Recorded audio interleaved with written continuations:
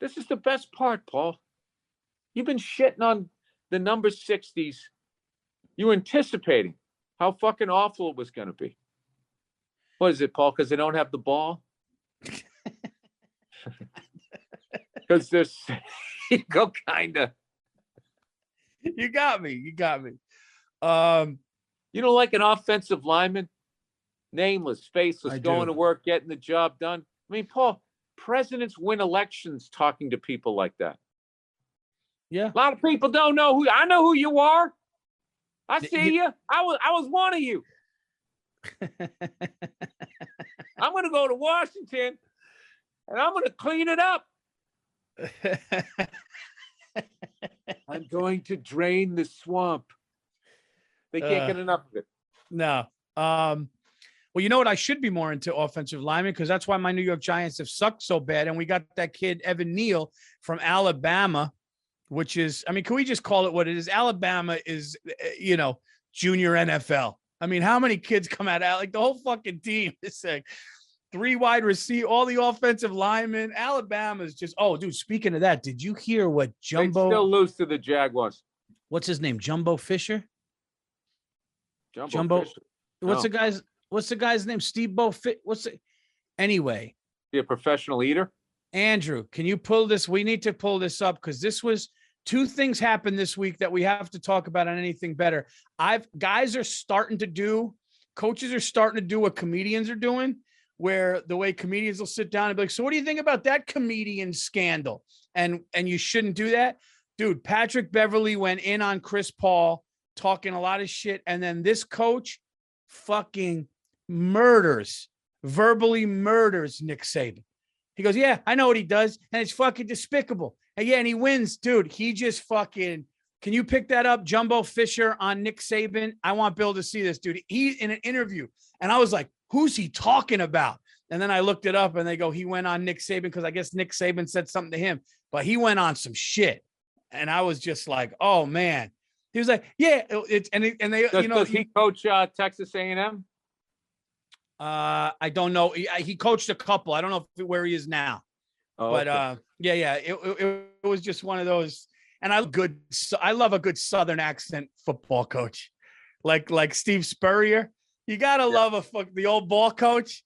He just comes in. I tell you what we need to do. Like it was like my joke. There's always the guy. You got to hold in number 79 on the offense. It's gonna be they used to all be Southern.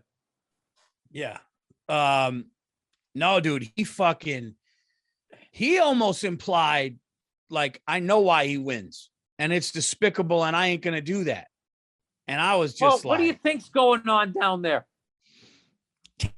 Same thing old Sneaky Pete was doing out in USC, dude. They're going on a run. But I don't know. I would think at this point they would have got caught or something by now if they were really doing something awful. Andrew, you want me to find it? Even Pistol Pete. To come out and say this when he doesn't get his way or things don't go his way. The narcissist in him doesn't allow those things to happen. It's ridiculous. But when he's not on top and the parity in college football he's been talking about, go talk to coaches who coach for him. You'll find out all the parity. Go dig into wherever he's been. You can find out anything. And it's a shame that you got to sit here and defend 17-year-old kids and families in Texas A&M because we do things right. We're always going to do things right. But we're always going to be here. We're doing a heck of a job. These coaches have done a great job. Our players have done a great job. The whole organization of recruiting people. It's despicable that we got to sit there at this level of ball and say these things to defend the people of this organization, the kids, 17-year-old kids and their families. It's amazing. Some people think they're God. Go dig into how God did his deal. You may find out about a guy that a lot of things you don't want to know. We built him up to be the czar of football. Go dig into his past or anybody that's ever coached with him. You can find out anything you want to find out, what he does and how he does it. And it's despicable. It really is. And it's a shame we have to sit up here and have this conversation about things we do. And it's personal to us. Yes, it is. It's personal to A&M. It's personal to our players. It's personal to our coaches and everybody involved. And I know the guy. Know him really well. It's amazing that we're allowed to do those things. It's really despicable.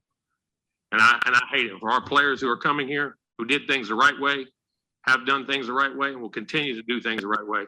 I apologize to you that people insult you publicly the way they're doing it. And our fans, I apologize to you guys for people saying those things about Texas A&M. I promise you this, there are no violations. There are nothing wrong. It's the second time we've had to do this with grown men who don't get their way and want to pout, throw a fit, and act up. Just go ask all the people who work for him. You know exactly what he's about. I always said this. My dad always told me this.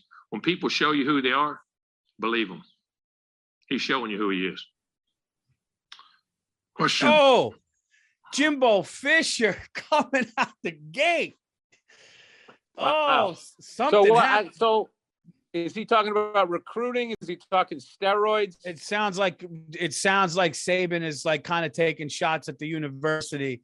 And wow, man. I like that. My dad told me when somebody shows you who you are, believe it. That's great. I mean, I think everybody's heard that. I'm not saying. I'm just saying it's a good. I would have been that reporter. Actually, your dad didn't come up with that. Did your dad say that, Jimbo? Because mine. Is he the one that started that? Because that really took off. Dude, that's my mother used to say something to me. Stitching time saves 9. Think about it. My grandmother used to say, "Sticks and stones break my bones." But the words, I never heard favorite one. George W. said, they had a saying down in Texas. I don't know if they have it around here. He's like, "Fool me once, shame on you. Fool me twice, you're not gonna fool me again." I saw a rapper uses that. J. Cole, the rapper J. Cole actually uses that whole thing in a thing. Dude, he fucking bailed. He failed in the middle of his fucking speech. You ain't gonna fool me again. You ain't gonna fool me again.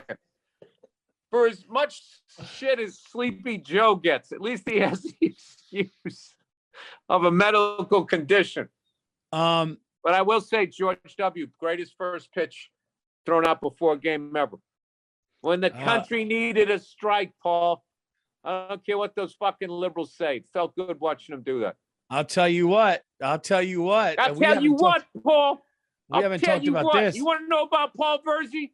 You want to know about his fire pit in the backyard? You go look into it. I'll tell you I'm what. tired of people around my house taking shit because we ain't got no fire pit. You know why that is? Because we do things the right way around here. All right? We got a saying. We got a saying in my house. Go something like this: live, laugh, and love. Think about it. I tell you what, my grandfather said to me one time, "Life's short. You live it to the fullest." And I took that. And I tell you, it is absolutely disgusting. The people keep coming around my house asking me where my fire pit is. 5-year-old, 2-year-old kid over here. We do things the right way around here. Oh, shit. Well, Bill, your first pitch was incredible, dude. Bill Burr's first pitch at Fenway, not only was it a strike, it dropped in the zone, dude. It dropped in the zone like a perfect breakable. Velocity, Paul. That's what happened. It lost velocity. It looks good. It looks like I had something on it. It wasn't. That was gravity. Dude, if I did that at Yankee Stadium, I would be like, dude, who do I talk to for a statue? Who do I talk to for is there a banner? Is there like a greatest first pitch banner out here? Have you ever heard a coach talk about another coach like that ever? I've never heard a coach like that. Yes. Dude, who? I think it was Bobby Knight. Okay. Talking about John Calipari. I don't get everybody talking about this. Everywhere this guy goes, he builds the program up, and then right as he leaves, the whole program gets put on probation. I mean, how long are we going to sit here and ignore it? I mean, that's what he said. Oh, okay. Because this guy was taking shots. It's despicable. You make him a god. He's a bitch. He's kind of annoying me. It's just say what they're doing. And you guys, if you look, you can find out. You can find out exactly what they're doing if you just look. I'll tell you what he's doing over there. Because you can dig. If you dig, you're going to find it. And I want to be like, oh, you can just tell us. They're obviously not digging. Now you're going to sit there and dance around the whole thing and throw out an old expression, and I'm supposed to be satisfied with that fucking thing? Oh my God. Imagine you did that with your wife when you fought. When you come home late. Like, my mother told me something and I live by it. Yeah, I do things the right way around here. Okay. And I think it's absolutely despicable that I can't walk into my own house at 3:30 in the morning and I have to sit here and listen to allegations like this, you know? I know why the house is clean. I know what your tactics are. It's just terrible. And you throw your buddy under the bus. You think the reason I came home this late is because of me? Go call Jim's wife. Find out. Find out why I came home so late. Tell you right now, you're not gonna like the answers.